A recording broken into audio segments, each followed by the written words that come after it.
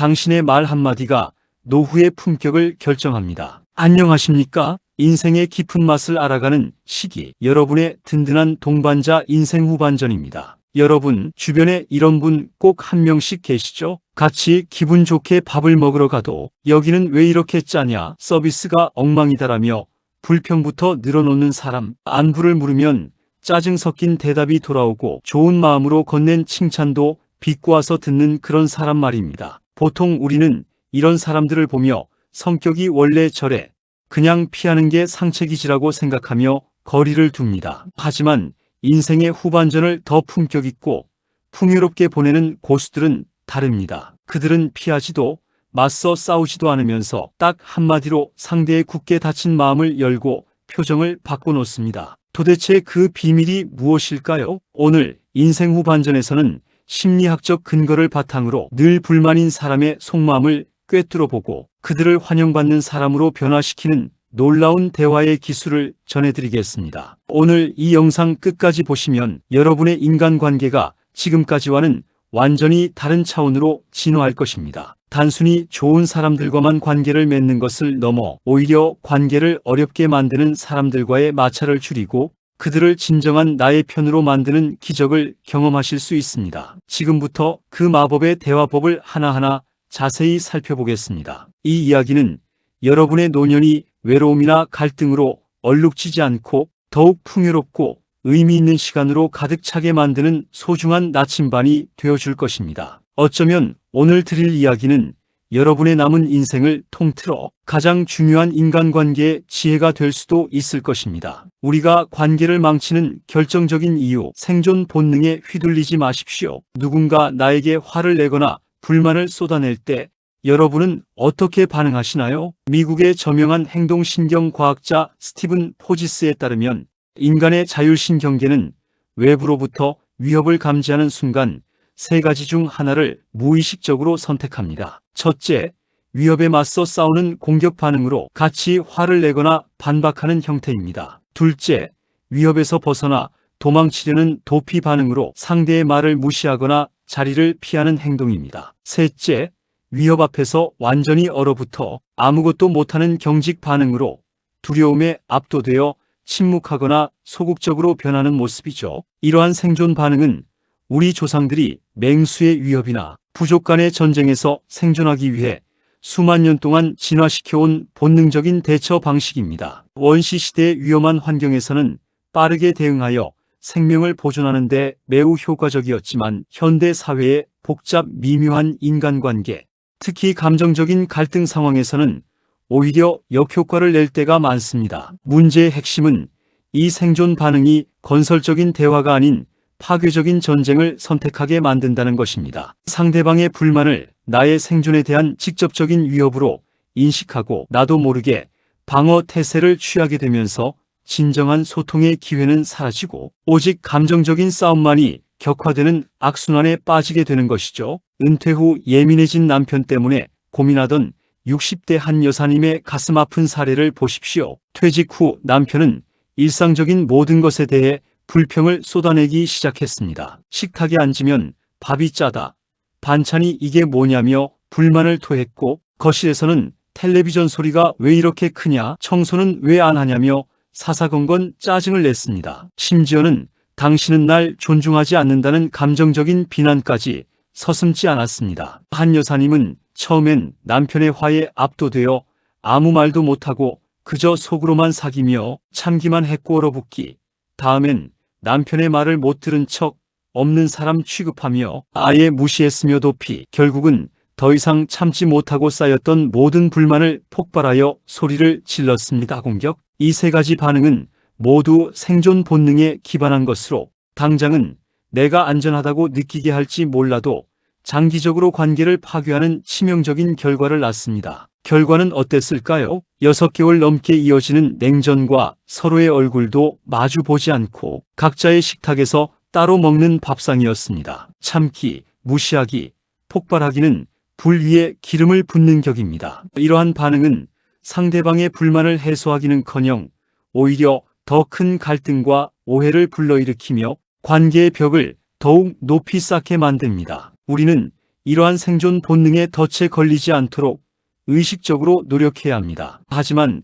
관계의 고수들은 이러한 본능적인 반응에 휘둘리지 않고 전혀 다른 길을 선택합니다. 그들은 불평하는 사람의 표면적인 행동 뒤에 숨겨진 진짜 감정을 읽어내고 그 감정에 공감적으로 반응함으로써 관계를 더욱 깊고 단단하게 만드는 마법 같은 방법을 사용합니다. 이 방법은 단순히 갈등을 회피하는 것을 넘어 상대방의 마음을 이해하고 치유하는 놀라운 힘을 가지고 있습니다. 닫힌 문을 여는 노크 한번 요즘 무슨 일 있어? 괜찮아? 저명한 심리학자 존 가트만은 40년간 수천 쌍의 부부를 연구하며 관계가 오래 지속되는 커플과 그렇지 않은 커플의 차이를 심층적으로 분석했습니다. 그의 연구 결과는 통념을 깨는 놀라운 사실을 밝혀냈습니다. 관계가 오래 지속되는 사람들의 특징은 싸우지 않는 것이 아니라 상대가 보내는 감정 신호를 놀랍도록 탁월하게 알아채고 반응하는 능력이 있다는 것이었습니다. 즉, 표면적인 갈등이나 불평 뒤에 숨어있는 상대방의 진짜 감정, 예를 들어 슬픔, 두려움, 외로움, 상실감 등을 민감하게 감지하고 적절하게 반응하는 능력이 관계의 수명과 질을 결정한다는 것이죠. 가트만 박사는 이를 입찰과 반응이라는 개념으로 설명하기도 했습니다. 화를 내는 사람은 사실 나 지금 너무 힘들어. 나 좀 봐줘. 내 고통을 알아줘. 나는 외로워. 나는 인정받고 싶어라는 절박한 신호를 보내고 있는 것입니다. 다만 그 신호가 분노라는 거칠고 공격적인 포장지에 쌓여 있을 뿐이죠. 우리는 이 거친 포장지에 가려진 속마음을 정확히 알아차려야 합니다. 이때 우리가 건네야 할 마법의 문장은 딱 하나입니다. 너무나 단순해 보이지만 그 안에 엄청난 힘을 지닌 질문. 바로 요즘 무슨 일 있어? 혹시 무슨 힘든 일이라도 생겼니? 괜찮아? 입니다. 이 한마디는 단순한 질문이 아닙니다. 이 질문은 상대방의 분노라는 거친 포장지를 부드럽게 벗겨내고 그 뒤에 숨어있는 상처받은 마음, 힘들어하는 마음, 외로운 마음을 어루만지는 따뜻한 손길과 같습니다. 이 질문은 상대방에게 나는 너의 표면적인 화나 불평에만 집중하는 것이 아니라 그 안에 숨겨진 너의 아픔과 본질을 보고 싶어. 나는 너의 불평이 아니라 너의 힘든 상황에 진심으로 공감하고 싶어라는 깊은 메시지를 전달합니다. 이러한 메시지는 상대방의 마음을 열게 하고 비로소 솔직한 대화의 물꼬를 트게 합니다. 10년 넘게 가시 돋친 말을 쏟아내며 며느리의 마음을 힘들게 하던 시어머니에게 어머니, 요즘 몸은 좀 괜찮으세요? 어디 불편한 곳이라도 있으세요? 혹시 힘든 일이라도 있으신지 걱정이 됩니다. 라고 진심을 담아 물었던 58세 이 여사님의 사례를 기억하십시오. 이 여사님은 그동안 시어머니의 모든 비난과 잔소리를 개인적인 공격으로만 받아들였습니다. 하지만 생존 본능과 감정 신호에 대한 이해를 바탕으로 용기를 내어 시어머니에게 먼저 다가가 따뜻한 질문을 건넸습니다. 시어머니는 처음에는 여전히 퉁명스럽게 반응하며 내가 뭘 어때서 그러냐? 고 되물었습니다. 하지만 이 여사님의 꾸준하고 진심 어린 관심과 질문은 시어머니의 다친 마음을 서서히 열었습니다. 결국 시어머니는 몸이 안 좋아서 그래. 요즘 관절도 시큰거리고 밤에 잠도 잘 못 자고 사는 게 재미가 없다라며 처음으로 자신의 속마음을, 그것도 아픈 마음을 며느리에게 털어놓았습니다. 이 여사님의 따뜻한 물음표 하나가 10년 묵은 고부 갈등의 마침표를 깬 기적이었습니다. 시어머니의 불평은 사실 몸이 아파서 힘들다는, 그리고 외롭다는 간절한 구조 요청이었던 것입니다. 이처럼 우리는 상대의 표면적인 행동에 매몰되지 않고 그 이면에 숨겨진 감정의 본질을 파악하려는 깊은 통찰력과 노력을 해야 합니다. 이러한 노력이 바로 관계의 고수가 되는 첫걸음입니다. 공격적인 사람의 진실 앞에서 가시를 세우는 고슴도치들. 비폭력 대화의 창시자로 전 세계적으로 존경받는 마셜 로젠버그는 공격적인 사람은 자기 고통을 표현하는 방법을 그것밖에 모르는 것이라고 명쾌하게 말했습니다. 이 말은 불만이 많고 공격적인 사람이 단순히 나쁜 사람이 아니라 사실은 내면에 깊은 상처를 안고 있는 아픈 사람인 경우가 많다는 깊은 통찰을 담고 있습니다. 그들은 상처받았거나 두렵거나 외롭거나 인정받지 못한다고 느끼기 때문에 그 고통을 표현하는 서투르고 미숙한 방법으로 불평과 공격성을 선택하는 것입니다. 마치 치명적인 위협을 느낀 상처받은 고슴도치가 자신을 보호하기 위해 본능적으로 날카로운 가시를 세우는 것처럼 말이죠. 그들의 공격성은 사실은 내면의 취약성을 감추기 위한 방어기제일 뿐입니다. 저명한 심리학자 제프리 영은 이를 초기 부적응 도식으로 설명합니다. 어린 시절 부모와의 관계에서 형성된 불안정한 애착, 버림받았다는 느낌, 거부당한 경험, 심각하게 충족되지 못한 결핍이나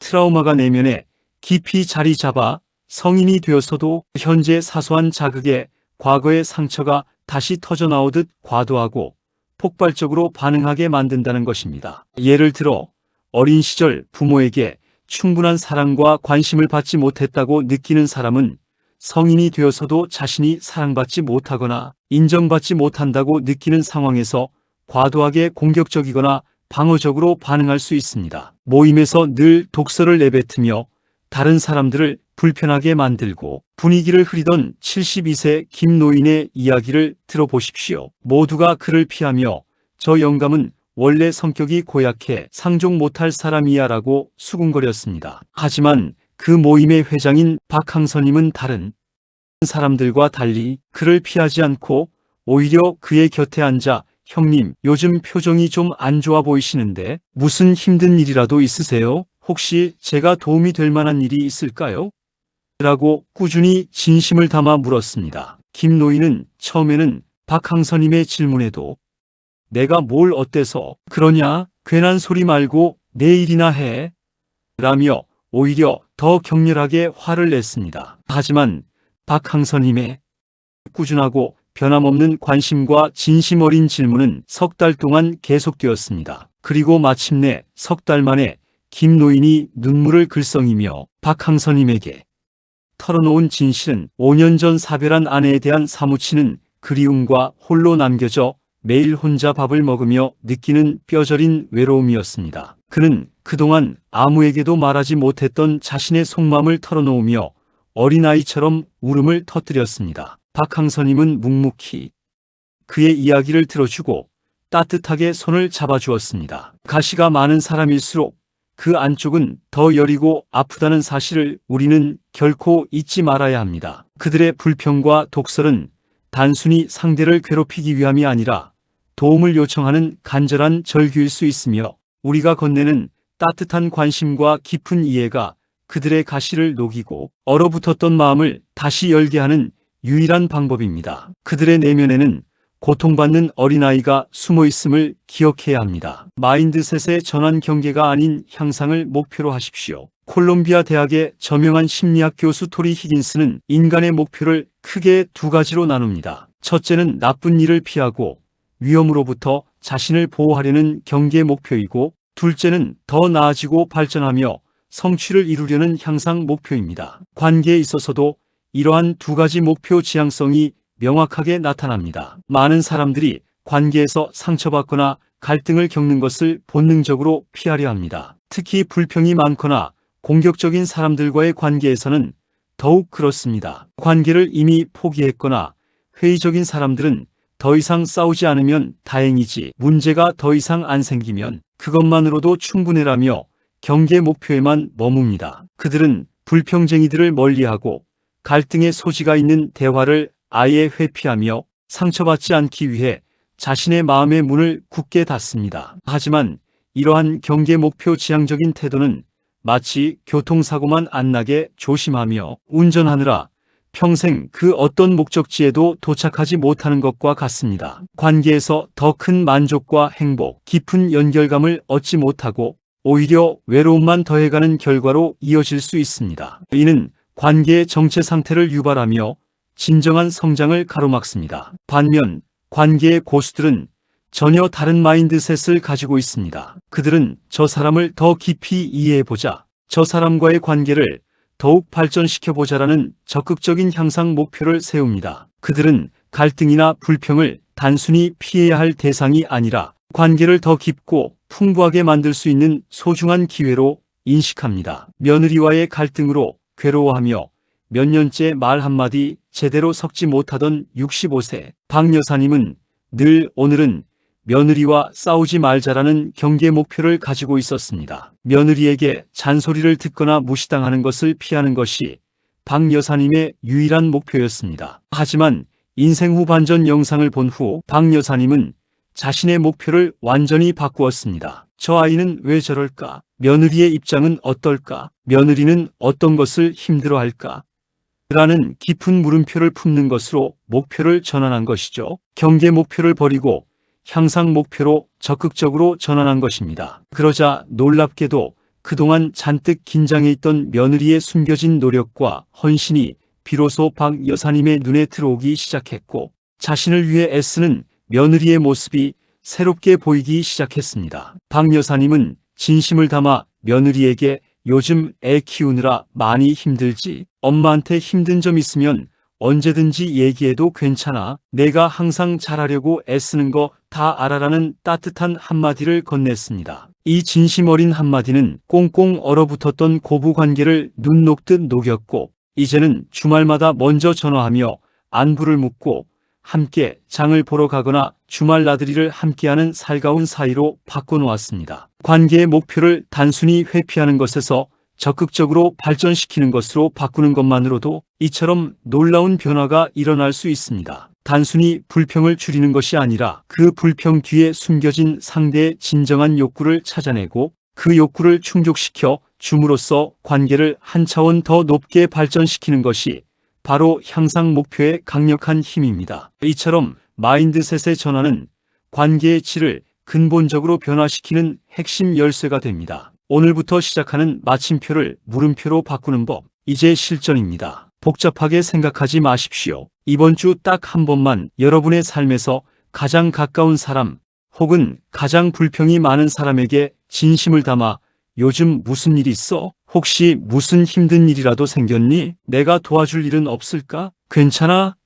라고 따뜻하게 물어보십시오. 이 질문은 여러분의 관계를 재정의하고 새로운 방향으로 이끄는 첫걸음이 될 것입니다. 61세 윤 여사님은 그동안 남편, 딸, 그리고 가장 친한 친구에게 찍었던 모든 마침표를 물음표로 과감하게 바꿨습니다. 그녀는 과거에 남편은 원래 말이 없어, 딸은 사춘기라서 부모에게 반항하는 게 당연해, 친구는 원래 부정적이야 라고 단정 짓고 더 이상 대화를 시도하지 않았습니다. 하지만 인생 후 반전의 조언을 듣고 남편에게는 요즘 퇴직 후 심심하지 않아? 혹시 새롭게 시작하고 싶은 일이라도 있어? 내가 옆에서 도울 수 있는 부분이 있다면 언제든 말해줘. 딸에게는 요즘 학교 생활 힘든 건 없어? 혹시 친구 문제나 공부, 고민 같은 거 엄마한테 솔직하게 말해줄 수 있을까? 친구에게는 요즘 많이 힘든 일이 있는 것 같은데 혹시 내가 위로해주거나 도움이 될 만한 일이 있을까? 언제든 내 얘기를 들어줄 준비가 되어 있어라고 진심을 담아 물었습니다. 원래 저런 사람이야 라고 단정하며 관계를 닫았던 마침표 대신 던진 물음표 하나가 굳게 닫혔던 남편의 마음을 활짝 열어 그의 퇴직 후 소외감을 깊이 공감하고 달래주었고, 사춘기 딸과의 단절되었던 대화를 30분 넘게 이어가게 했으며 늘 불평만 하던 친구의 깊은 속마음을 듣고 따뜻하게 어깨를 토닥여주며 모임의 분위기를 놀랍도록 부드럽게 만들었습니다. 내가 상대를 대하는 방식, 상대를 보는 나의 시선이 긍정적으로 바뀌면 놀랍게도 상대가 나를 대하는 방식도 긍정적으로 바뀝니다. 이것이 바로 심리학에서 말하는 관계의 재구조화입니다. 우리는 상대방을 강제로 통제할 수는 없지만 우리의 생각과 반응 방식을 변화시킴으로써 상대방의 행동과 태도를 긍정적으로 변화시킬 수 있습니다. 그리고 그 변화는 결국 우리 자신의 삶을 더욱 풍요롭고 행복하게 만들어줄 것입니다. 여러분의 작은 물음표 하나가 누군가의 외로운 인생을 구하고 절망에 빠진 누군가에게 희망의 빛을 선물할 수 있습니다. 그리고 동시에 그 기적은 결국 여러분 자신의 인생도 더욱 의미 있고 가치 있게 만들 것입니다. 지금 당장 작은 물음표 하나를 던져보세요. 그 물음표가 만들어낼 기적 같은 변화를 직접 경험하시게 될 것입니다. 오늘의 내용을 여러분의 삶에 적용하기 위해 4가지만 핵심적으로 기억해 보십시오. 첫째, 반사적이고 본능적인 반응을 멈추십시오. 상대방의 불평에 같이 화내거나 무시하는 것은 불평의 불씨에 기름을 붓는 것과 같습니다. 둘째, 요즘 무슨 일 있어? 혹시 힘든 일이라도 생겼니? 괜찮아? 이 한마디가 상대방의 굳게 닫힌 마음의 문을 활짝 여는 강력한 열쇠이자 마법의 주문입니다. 셋째, 공격적인 태도는 단순히 나쁜 성격이 아니라 사실은 내면에 깊은 두려움과 고통을 안고 있음을 표현하는 서투른 방식임을 이해하십시오. 넷째, 관계의 목표를 단순히 갈등을 피하는 경계가 아니라 상대방을 더 깊이 이해하고 관계를 더 가까워지는 향상으로 설정하십시오. 이 네 가지 원칙을 기억하고 꾸준히 실천한다면 여러분의 인간관계는 분명 지금까지와는 차원이 다른 수준으로 깊어지고 풍부해질 것입니다. 여러분의 노후가 진정한 인생 황금기가 되기를 인생 후반전이 진심으로 응원합니다. 감사합니다.